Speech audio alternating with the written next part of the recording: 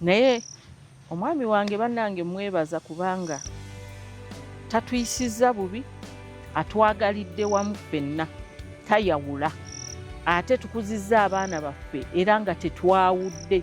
Tulinawo abazzukulu, tulinawo abaana be tuzaala, tulinawo abaana b'abazzukulu.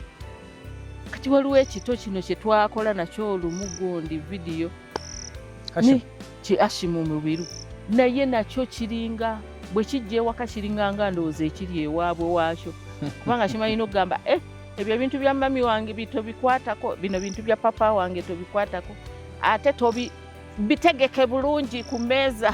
N'abeera nga waliwo kati wa myaka ndowooza agenda kuweza 2 oba agawezezza, omulenzi gwe twakomezzaawo alina galagi gy'alimu, naye kati oli bw'ajja oyo omuzzukulu, omwana w'omuzzukulu bw'ajja amuga gwe ekyo ekya papa kireke ewaawo ate kitegeke bulungi.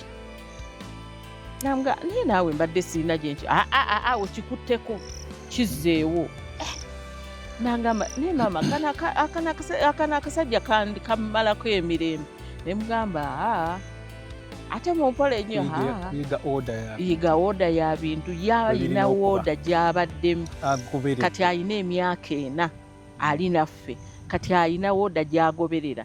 Ebintu birina kuba bwe biti, kino bwe kiti, kino bwe kiti, kino ku mmeeza bitegeke bulungi bibeerewaawo. Ekya papa tokikwatako. Namugamba kizzeewo, kati saba maama akuwa ekikyo. Ebyo biva mu nteekateeka abaana gye bateekebwamu kino kya gundi tozanyisa gundi kya kintu kyono. Emabegako gye tuvuddeko alina kyayogeddeko. Kati nze mu nkuza gye bankuzaamu taata teyatwewa nnyo, kati nze ne kuba kusalawo kwange tize nja bbeewa abaana. Ekitundu kye njagala okwogerako ku paati eyange, okwogerako nti omwana be bakubuulira n'otakola ky'ogwanidde kukola, n'osobya kampe ekyange kyennyini. Nze nga Trevor Yugi nti bazadde bange balina abantu abamu be bankugira nneme kutambula oba kubeera nabo. Bakiŋŋana mu buto naye be nagenda nkula nakwatagana nabo. Balina bye banjigiriza well and good, naye ate balinamu ebitaali birungi.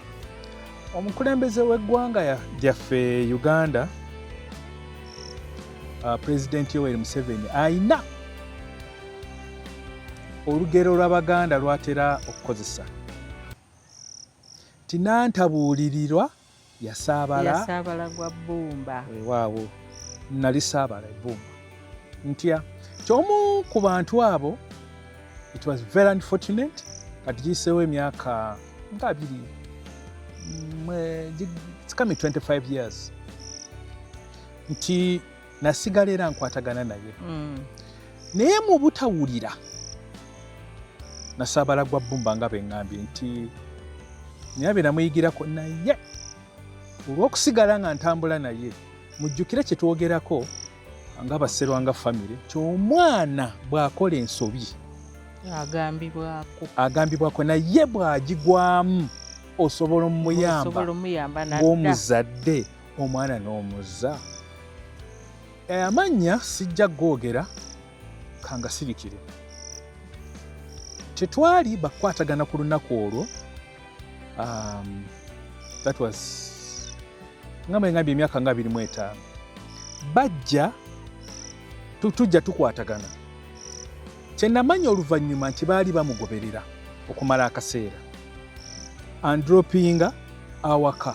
Actually yali tagenda nakuntuusa n'okukwatagana, tetwali bakwatagana kuba essimu yange yali evuddeko. That was 1999, zijjukidde. It was towards December 22nd, 23rd of 1999. Kati we twali tunywera ebiseera nali nkyanywa bulungi nnyo, nangunywa. Katonda yatusaasira abamu, kubanga nze ndowooza ecupa za bbiya nakoonanga okunywako ekisaamusaamu ndowooza nga 18 eza bbiya. Katonda yatujja kasasiro kansi.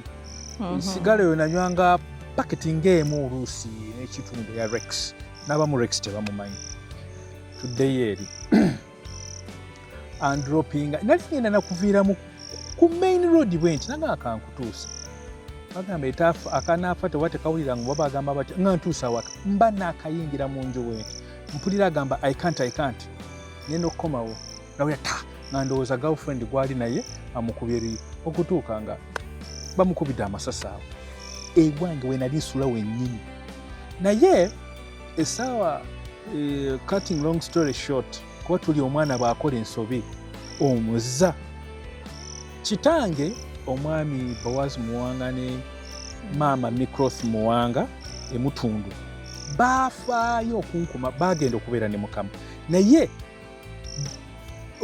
despite nti baali bandabudde okumala ebbanga banziza mu kikuba twali tusula fensi nga yeeyawula bo basula side zesula side eri so byonna ebyali bigenda mu maaso baabiraba kuba zaali saa 7 ez'ekiro bwezityo baamukubira amasasi poliisi nejja mulambo negutwala it was very unfortunate so close ne kilomita tewera meters bu meters naye bazadde bange babeera wamu nange kyenjagala okuteekako omutima sandibadde wano leero singa tebanziza bongo omuzadde okukumaakuma omwana ne ba elders emutundwe mu Kweba zone waliwo omwami Wilberforce Mukalazi yagenda okuba ne Mukama waliwo n'omwami Saalongo Ssewalu emutundwe wali ngaewa mukulu Kenny Lukyamuz bajja gyendi physically ne baŋŋamba nti kibi nnyo ekibaddewo